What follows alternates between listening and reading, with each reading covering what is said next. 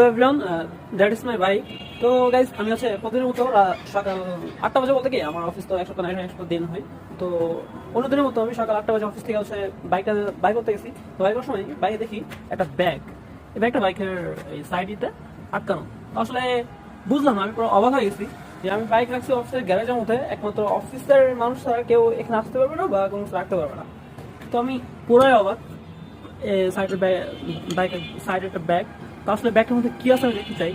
তো দেখি এর মধ্যে কি আছে, আর কে কোন ভদ্রলোক এই কাজটা করছে যে বাইকের সাইডে একটা ব্যাগ রাখছে। আবার নুডলস আর হচ্ছে আর কি আছে এর মধ্যে, দেখা যাচ্ছে একটা চামিজ। গাইস, আমি অ্যাকচুয়ালি মানে খুবই অবাক হয়ে গেল, এটা কে রাখছে আমি এখন জানি না। তো গাইস, আমি এই ভিডিওটা হচ্ছে ইউটিউবে আপলোড দিতেছি।